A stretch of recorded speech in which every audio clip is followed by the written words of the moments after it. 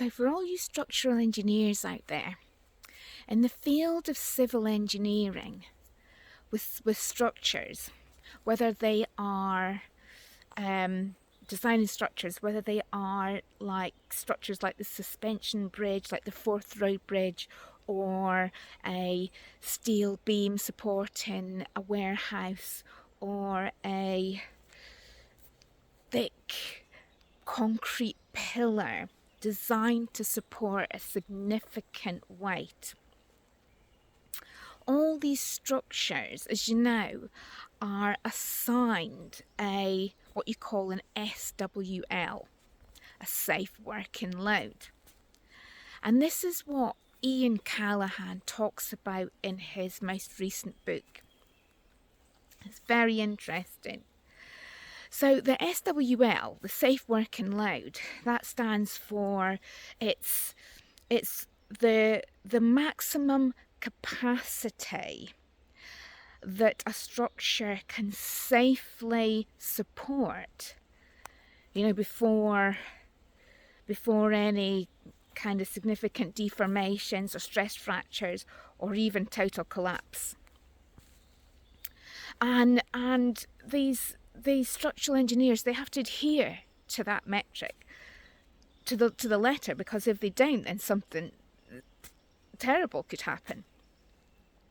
And these bridges, these structures, they're just like our nervous system. Our nervous system is like a bridge, and it has its own SWL. It has its own safe working load. But how would you recognise that? Would you even know what that feels like? Could you identify that? What your own safe working load is, the maximum capacity that you can safely support life and everything else in life with. And the healthy way to live is to live well below that maximum weight, isn't it? But how would we know? How could you feel it?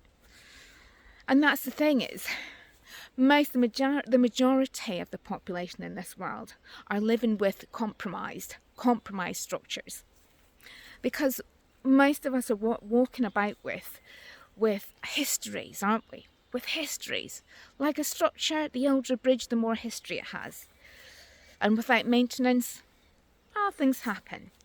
And we have histories, but how many of us are walking about with unresolved emotional and psychological issues, maybe from childhood, maybe from our teens, from our young adulthood?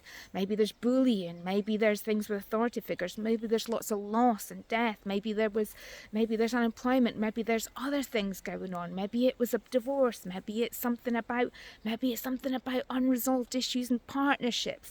Maybe there's lots of communication difficulties with now going on that you've carried on into another relationship, and it's holding resentment. All these different unresolved things, untalked about, unresolved things that we avoid, we suppress, we push away, we try and avoid, and we put to the back because we don't want to feel it, because it feels uncomfortable, and we're always worried about how people will see us in the external world. We're worried about what they might think of us. So they lay unresolved, and they continue. Because they're unresolved, of course, they're going to impact the integrity of our structure, of our bridge. And as Ian Callaghan puts it, he said, if your bridge, if your nervous system has a maximum capacity as an SWL of 40 tons, right? And your legacy, the thing that you're carrying about with you, is 35 tons. That's compromising the integrity of your structure. If that's 35 tons and your maximum capacity is 40, you've only got 5 tons to actually deal with life. 5 tons, that's all in the capacity of your whole structure. And that's why so many people in this world, hundreds of thousands of people, are reactive, are going about reactive.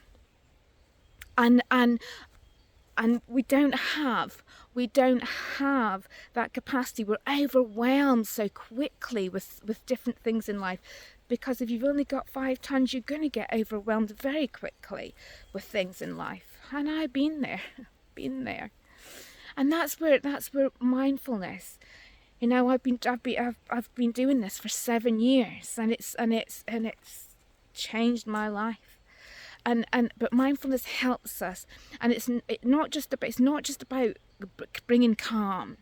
It helps you be able to turn towards the things that we struggle to face, and that's important, because if we can't do that, our bridge is going to collapse, because we're not going to be able to identify what needs maintained, and restored and repaired. And mindfulness helps us to be able to turn towards it. But before that, we have to be able to settle. We have to be able to be still enough to learn how to still settle the mind enough to be able to turn towards the things that we avoid. And that takes practice. Because life is distracting us all the time. It wants to distract us. It wants to keep us on that fight or flight or freeze, and completely just reactive all the time.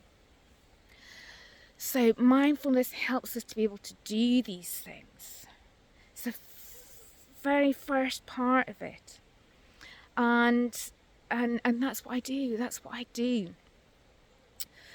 I deliver courses, accredited, qualified, accredited courses in mindfulness,